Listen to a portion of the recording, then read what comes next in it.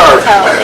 Welcome to Boulder, the weekly television show from the world famous coffee cup in Boulder City, where we talk about what's your big dream in Boulder City with Travis Robinson and Alan Goyer.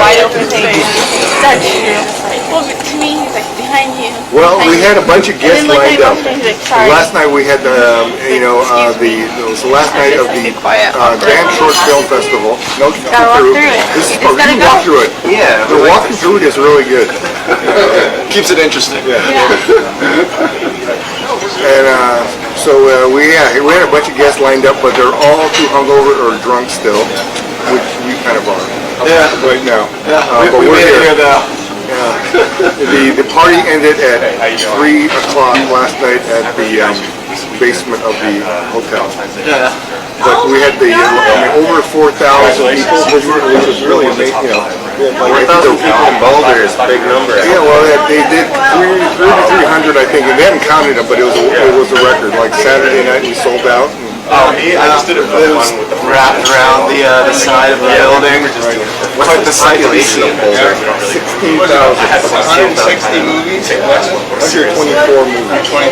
It was. And that was a dream. That was so cool. Talk about dreams in Boulder City. Lee Lanier, I remember him coming to, in 2007. You guys might yourself up. Yeah, I know. This is interactive. I'm going to have a shotgun. Don't forget to project. I ran... Projecting. Camp Rhinos at Olympia Fest. Oh yeah, I was there too. How were you? Yeah, I was there really. Yeah, him and Sarah. Hell here. Yeah, actually, it was a 14-year Lee and Anita Lanier. I remember them coming to my house and going, we're going to have this film festival in Boulder City. And that was their big dream, And in the first 2 years, or first 3 years, they had it at the American Legion Hall.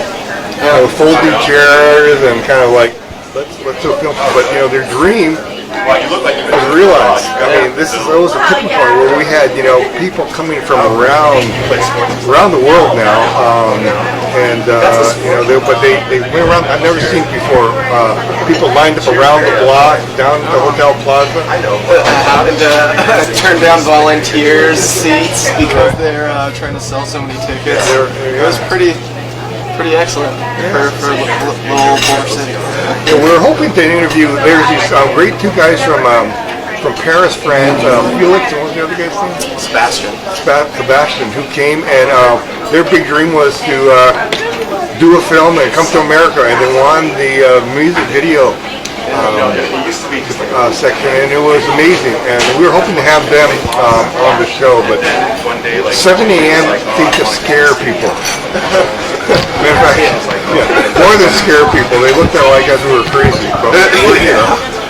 And, it's a hard sell at 3 a.m. in the morning. Yeah. They're like 7 p.m. No, 7 a.m. But Tanya Vici, our guest from last week, was going to show up, but she didn't make it either. She had reason. And Grant Turner, who's also scheduled to be a guest. He told me his father was having surgery today, so he couldn't make it. So, and then we did meet a few passerbys who refused to be on our show. So you're kind of stuck with all of us. Oh, just like Boulder. So you have the communal Boulderers. Yeah. So if you're interested in being on our show, we're going to be filming every Monday at around 7-ish. What time did we start today? It was like 7:40. It was a late start. Yeah, it was a late start. Yeah. But it was what we got here. Yeah. But anybody wants to do a show, and the idea with the show is to talk. What is your big dream, your big idea for Boulder City, and also what is your superpower? Now, if you don't have a big idea for Boulder City, we'll help you. If you don't have a superpower, we will help you. And we'll help you embrace and use your superpower for good, as opposed to evil. And that's what our show's all about. So, Frank is here. Morning. Not exactly Boulder City, but he's come to Boulder City every time. Yep. So, Frank, what is your big dream in Boulder City? I mean, if you had to do anything in Boulder City, what would be your ideal thing? My big dream for Boulder City. Yeah. Well, I do like how it's close to Lake Mead. My big dream. Well, first I'd like to explore more of Boulder City, get to know it a little bit better. Because right now it's just a stranger to me. I'm just like right over the hill. I know we have Lake Mead recreational area. I know there's a few little, interesting shops on the way in and out of Boulder. Other than the world famous coffee cup here. That's about all you've seen. Yeah, I haven't seen too much in Boulder. I mean, I stopped at the A&W once, but I think before I can have a dream for Boulder, I would want to experience it a little bit more. That's what I meant. Last December is when I said Honestly, I think embracing more of the community would be my biggest dream. I don't know one thing, Sebastian, we talked about, well, we had another big dream. We talked about, a couple months back, Dennis McBride, who was the director of the State Museum, gave a talk on, some horrendous crimes that happened in the past, and kind of gory, kind of true detective type stories, at the Forge, and it sold out, which amazed me. And yeah, there's $10 a ticket, plus people had to buy their own drinks, but it was sold out, and I couldn't go. I mean, I was really disappointed. I tried to I thought I had juice in this town, but I have no juice. I have to get into this thing, so oh well. I mean, we haven't even got to free coffee level here, even at the world famous coffee. But we're getting there, so tune in, subscribe, like us, or whatever you got to do to keep us on the air, because we've been here consistently. At least. Not on 3 weeks. Yeah, number 3. Number 3. Yeah. Boy, that's a real track record. Yeah. Look, and we made a commitment, because at 3 o'clock we were kicked out. We left the Boulder Dam Hotel, Travis and I, and we made it here at 6:30. As we were trying to get the French dudes over here, we thought we were crazy. Yeah, we woke up. They were outrageous. You're going to have to just go pound on the desk at the front door, at about 6:15. Yeah, just have the camera with you, we're rolling.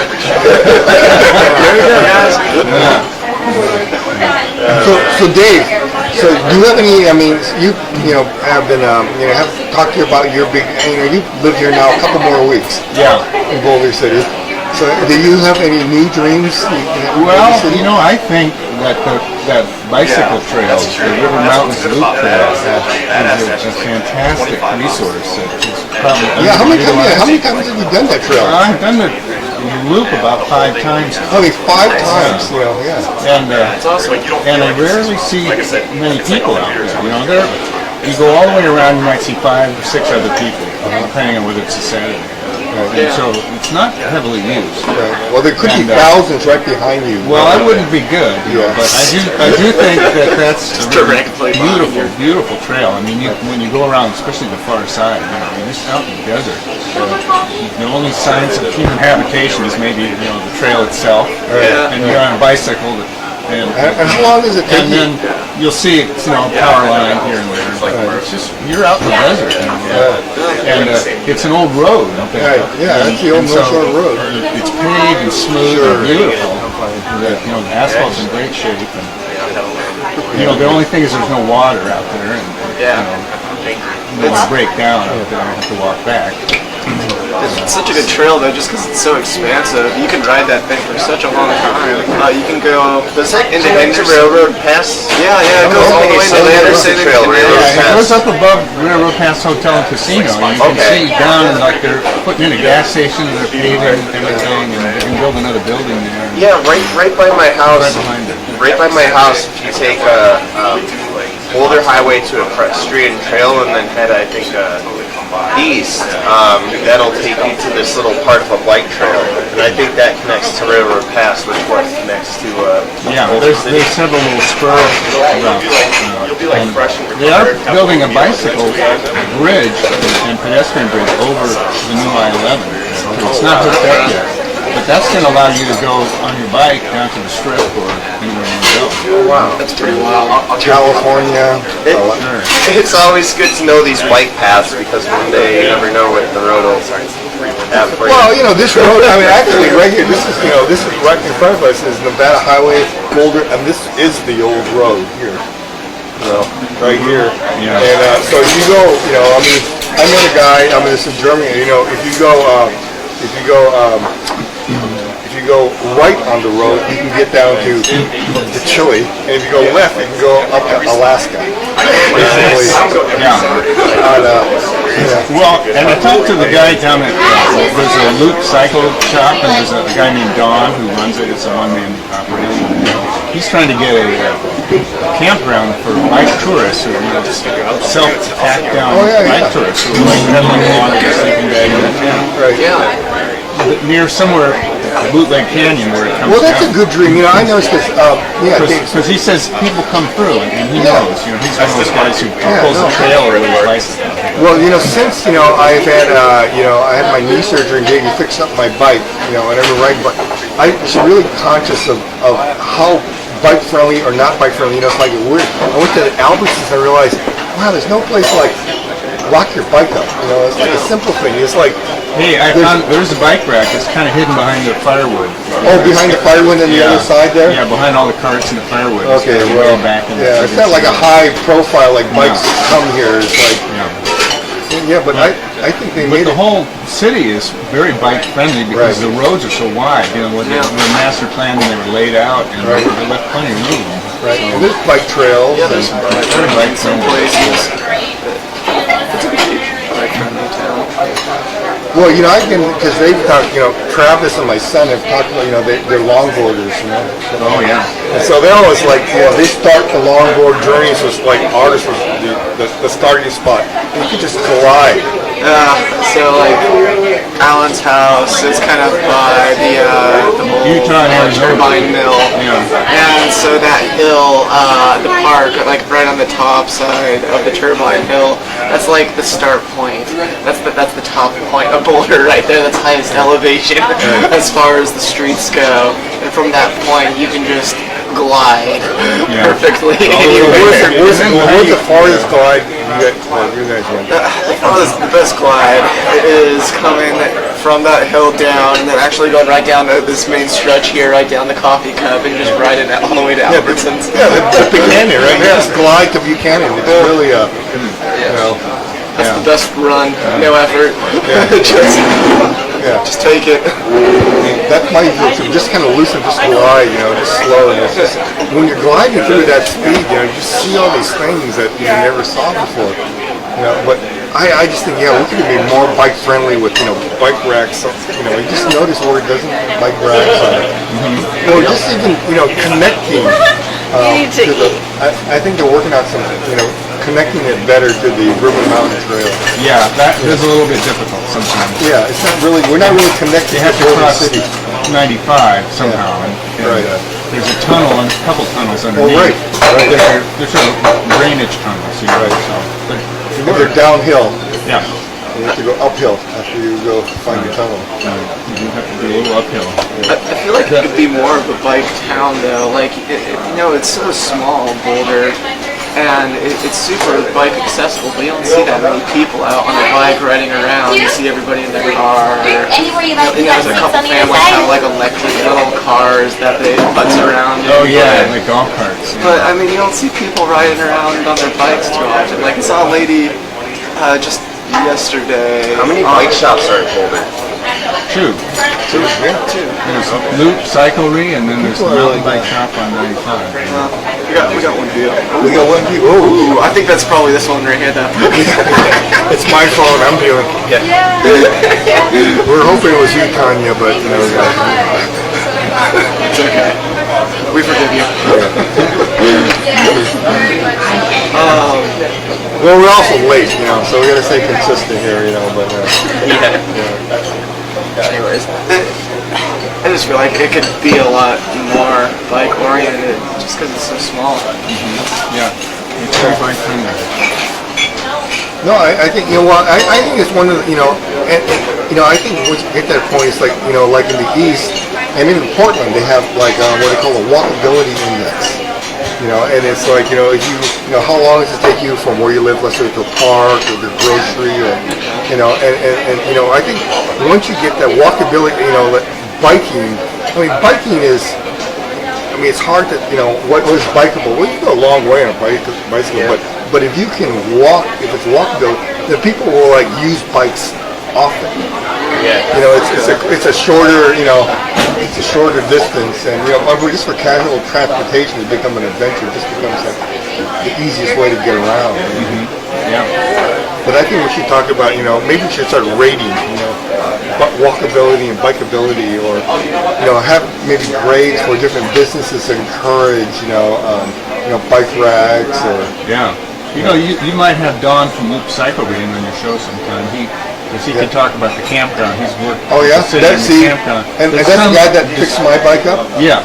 There's some dispute about where the campground should be. The city wants to put it up in Bootleg Canyon, but then it's all uphill from the town. Right. Campers are not going to want to walk into town if they have to go Right. That's a really good road connection. That makes a lot of sense. Yeah, you want the campground down low near the town. How about Bullock's Field? That'd be good. They need some public land though. Right. Yeah, it's owned by the city. And that's what we want to talk about in the show. It's like, okay, what's your idea? And then, maybe just where do you put it? Where could it work? I mean, maybe it would work there, and just kind of get just some dialogue and saying, okay, well, could it work here? Could we, are we thinking? The other day, I was riding my bike up on Industrial, and I just noticed these train cars. I mean, we got all these old passenger cars, and they're just stacked up like orderly. It's like, wow. And I'm thinking, wouldn't it be cool, and especially like in the age of food trucks, why don't we get all of these trains, fix them up as restaurants? So they're like, so you have one after another. So there'd be spaces, where you have like a restaurant row that was just nothing but these old train cars. Oh, and then you can move them from city to city. Well, maybe. But it's just more stable. I mean, you need to, anchor them, and then you can provide facilities to them and stuff. Right. Yeah. Right. But just kind of make it like a restaurant row, but just cars, so that you have a place where there's this density, like I don't want to say a food, kind of a food court, but it's a train. That's pretty nice. But it's the same for young entrepreneurial chefs, like entry level restaurants.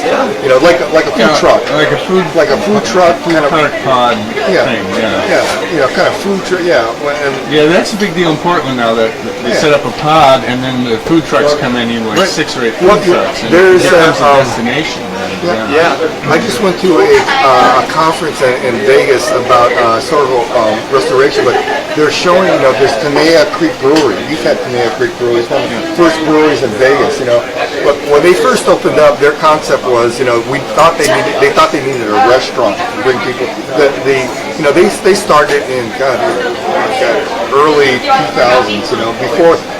The microbrewery really became, the people were just the microbrewery was just starting, so they felt like they needed a restaurant to make this thing work, But it was actually a lost leader for them. They were making their money on the beer, and they really want to be, like a microbrewery and export it, And we're talking maybe 25,000 cases or whatever, But what they found, like it was losing. So they opened their new brewery downtown, in downtown Vegas. But they got rid of the restaurant, and they just have a court where food trucks can come in. So they can focus on the beer. They can focus on their beer, and the people can bring in, and they have restaurant. It's like a restaurant, but you buy it from the food trucks. And so they just concentrate on what they. It's a good idea. What they do, but I thought that's brilliant. That way. You have people coming in, it just doesn't work, a new food truck, a new style. Rather than recreating the menu, you just bring in a new truck. And I thought that was a brilliant solution for, makes sense. But, even like on Bullock's Field, I thought, I've been kind of thinking about the airport, the old hangar, and how do you make it an entertainment, restaurant kind of thing? And I think food trucks is the answer. You make that inside there, maybe an indoor stage or entertainment or something that you roll it up. Then you have food trucks around you supporting the venue. The atmosphere. It would get them out of the sun and an environment that would the sound be contained if they didn't. Right. I mean, like First Friday takes off in Vegas, doesn't it? Like they got food trucks galore on Yeah, there. yep. And in LA on the Abbot Kinney, they have like once a week they do it, and it's just lined with food trucks. Right. And yeah, that thing. But is, we could be, I mean, with the Railroad Museum, which is actually the most profitable of all the railroad museums in Nevada. I guess that's the most popular museum. But but you could have food trucks and you could have these train cars, and it'd be like the starting point for young chefs. Yeah. As you start your business, here is your restaurant. Yeah. A training ground for somebody to get to the next restaurant. The training ground. Fun, yeah. Yeah, we would just sit here and eat. Right. Yeah. Like we're here. Like we're in the apprenticeship here. We become a foodie location. You could see where we could be a foodie location, I would want to take an old oil tanker and then make it the world's largest smoker. Seriously, you can do like 10 or 20 cows at a time. 10 or 20 pigs, like have the world's largest smoker. Have a sneak wood going. Just have an off engineer ramp. right in there, yeah. It'll be the never-ending like rib fest. Hi. Right. How was Feed like everything? 1,000 people Right. daily. That's right. We'd have the rib fest on one end and the vegan Indian restaurant on the other. Yeah. How's your morning going? On this train of food. Interesting. Yeah, that'd be an interesting thing because I see like they have these trailers for barbecue, Yeah. but if you had something about the Oh, yeah. size of Morning. an oil tanker, On oil tankers. Two? that would Now we're talking. Anywhere you like is fine. Well, I mean, this is not going to be fully correct, but why just limit the cows? You're talking about major animals that could be. I don't want to say elephant, but I don't know. that would be a special. That would be a special need. Yeah. Yeah. Bison. Yeah, bison. Yeah. Bison, those are pretty big. We'll have some Flintstone-sized steaks. Yeah, that's right. Yeah. You could have some bighorn sheep down from Oh, wailing the field. yeah. Elk would be good. Yeah, folks, these are just ideas. Doesn't mean it's going to happen. We're trying to just think forward. Oh, I like that. Yeah, what really? Oh, yeah. Oh, you don't want one. I mean, We could be like you could have wholesale beef jerky out of that thing. Oh, yeah. I was just testing to see if you Certain Did you remember beef jerky vendors could be like, okay, use this rub or this rub. Boom. and Next thing you know, Boulder has the largest beef jerky factory thing going on. Maybe something a little small, right? Winnebago or something like that. Yeah. You can get a whole town in a Winnebago. Have a good day. Yeah. An oil tanker, I'm thinking of the movie Waterworld, those are pretty big. But, he's thinking expansive, maybe. I mean, if you watch like how it's made, you see how they do like the honey baked hams, or it's just they put all this meat in a big room and Right, in one room. Does that help when they're together? Oh, I guess, yeah. well, their spacing is temperature controlled. They monitor humidity and then the temperature and then whatever level of smoke they're going with. Yeah, it's pretty neat. I love how we've gone from bikes to like the largest smoker. Well, here's a little interesting factoid. Boulder City, though, is the only place in Clark County that you can have a fireplace. Unless Boulder's not, well, in the valley, like you can't have a fireplace because of pollution laws, because of the valley, and you can have wood fireplaces. Oh, right, because you get the air inversion and the Right. smoke. Yeah. But in Boulder City, you can have a fireplace. You can have actually a wood fire. My house is built in the 70s. I live in Henderson. Right. But I actually have a fireplace in my house Right. where I can actually burn wood. Right. Well, you're in Kentucky. That's different. Yeah. Border of Henderson and Kentucky. I'm right on that ridge right there. There are houses, that have fireplaces. I remember seeing I remember developed to have fireplaces when I was, in the 80s and 90s. But I think they, because of the pollution levels, they something new. yeah. All it takes is a good solar flare, and we'll be back to fireplaces. Yeah, No problem. That's true. But There goes Facebook Live. yeah, Oh no. you'll have to come down and see us live in person. So, Casey, you ready to do the weekly special?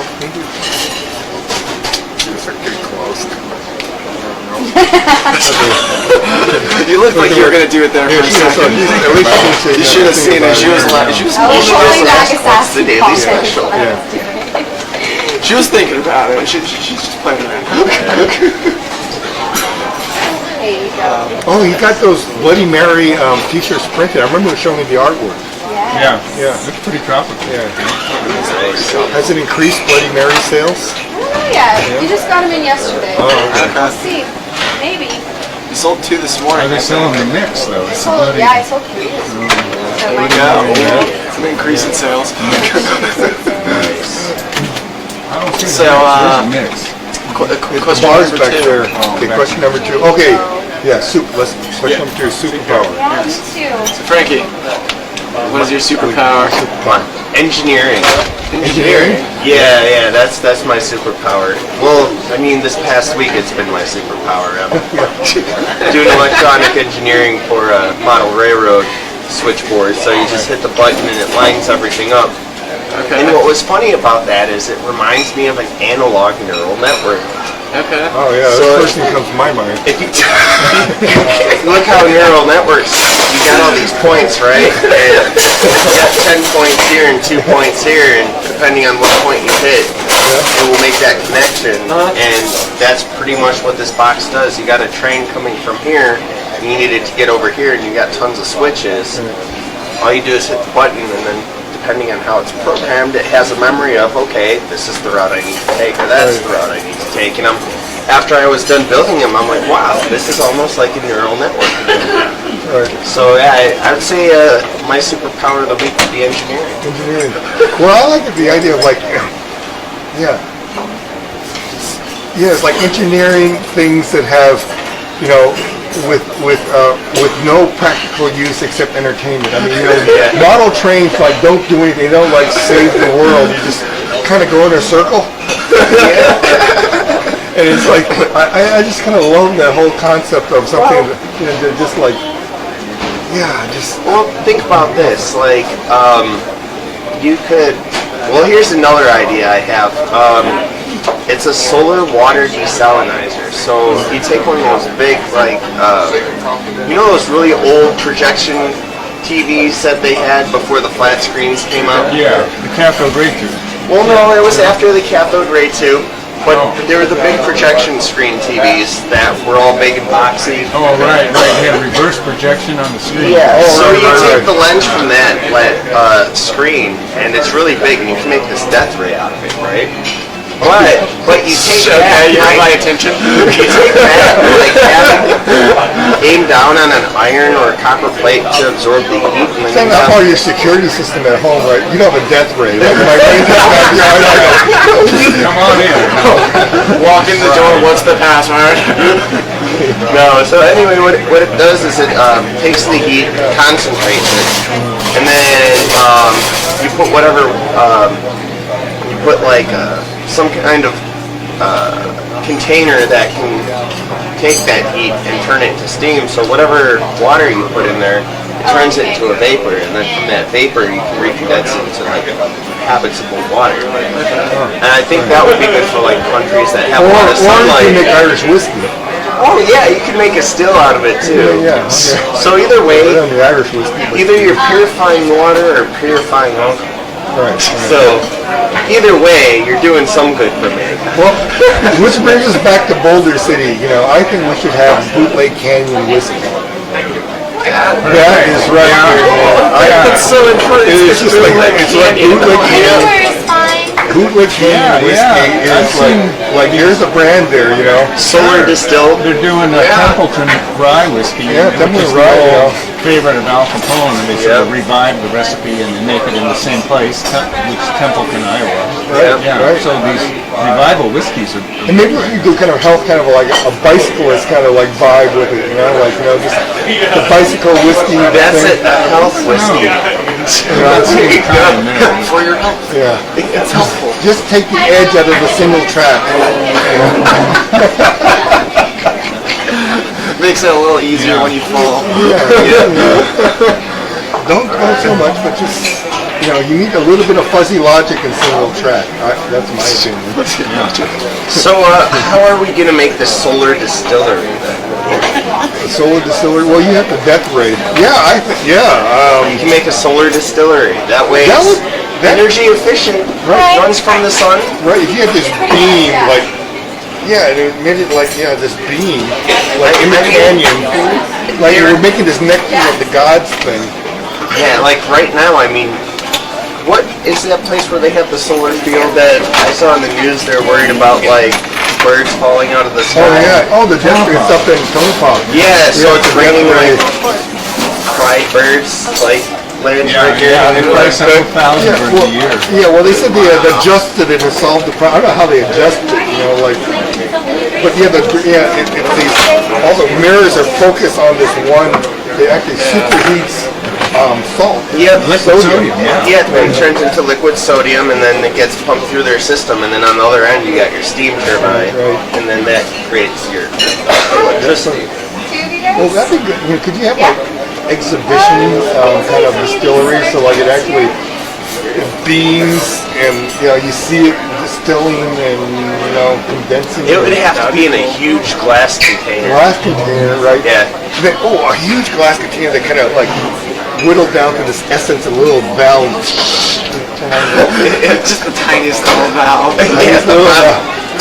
Well, you probably want that after it's after it's condensed and it's coming down to the condensing side of it, and then you open that up and get your product. So either it would be fresh water or fresh distilled whiskey.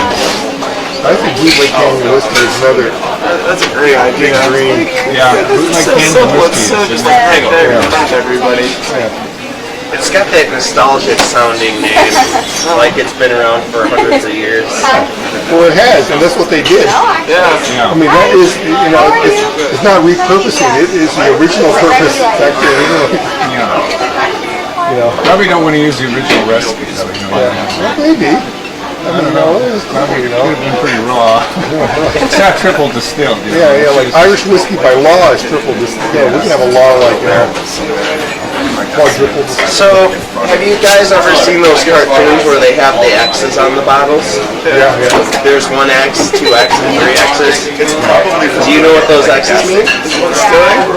Well, it's how many times it was distilled. Oh, So really? the first X is it's distilled once. The second X it was distilled twice, and then the triple X's it was distilled 3 times. Right. And that's why all the times when you're a little kid watching their cartoons when they had the one triple X, they were just like, they would get them messed up because it was the strongest one.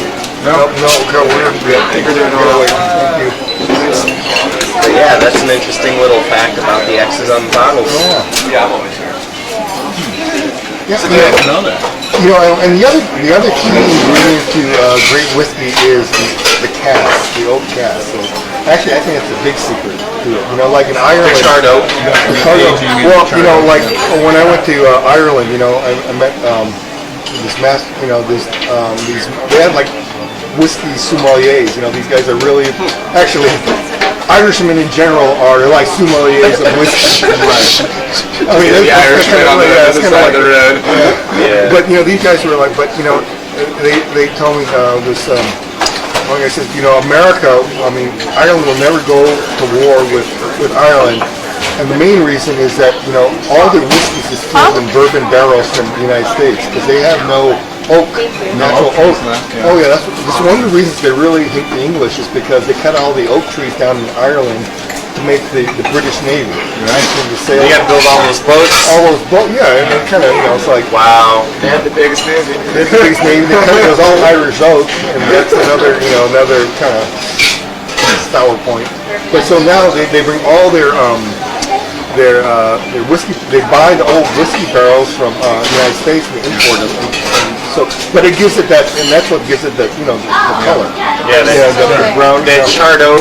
Yeah, the charred oak. Once they drop that whiskey in there, Yeah. it just starts absorbing that darkness, and that's Right. how it gets its nice. Well, then they have like Bushmills has a whiskey called Black Bush, and it is actually cured in Madeira casks, port from Spanish wine, yeah. Spanish wine, and it has a kind of a reddish. Really, that's my favorite for Christmas and holidays or special occasions. That's also my choice. Just to Black Bush is great whiskey. Yeah, the beer industry is catching on to that now. Yeah. I know Widmer makes a Christmas beer that is aged in old whiskey barrels Right. for 3 years, 4 years, Yeah. Right. and then they recarbonate it and sell it, and it picks up the flavor of the bourbon. Yeah. Because these are after the bourbon's Right. made. It's delicious. It's absolutely delicious. Insanely delicious. Yeah, It's it's way a dark too good. Christmas beer, and then they age it in Good morning. bourbon barrels. And the result is fabulous. So we just gotta find our oak barrels. What do you do like other, You want to sit? so yeah, You wouldn't want to use pine. pine Kind or of different trees. mesquite barrels or See what wild You can do taste like, they come up with. You can make barrels out of plum mesquite. tree. Guys, mistletoe pine barrels. we have 2 views. We have 2 views. Thank you. Go there, man. Thank you. Thank you. The world is out there. Morning. Out of 3 billion people, you are the only one. Thank you, Facebook. Oh, that's probably my wife. Thank you, Sylvia. Anyways. Yeah, she was texting about what She's wondering why I'm not home. Yeah. So Dave, what's your superpower? Trivial Pursuits. Trivial Pursuits. Yeah. Yeah, but you have other superpowers too, Dave. Well, do I really? Yeah. Hello. Well, we met, James Adams, same-sex marriage, he can find cool beer. There's like in the back is I the can big. do that. It's called instinct. The warm beer and the cold beer, he's kind of like, like truffles, dog. Yeah. Wow. That's good. It's pretty amazing. Okay, well, anyway, hey, that's another episode 2 of Boulder. Hi, Bree. We did it. Alan, Travis, Take one on the other side. Size next week, Monday, 7-ish. 7-ish.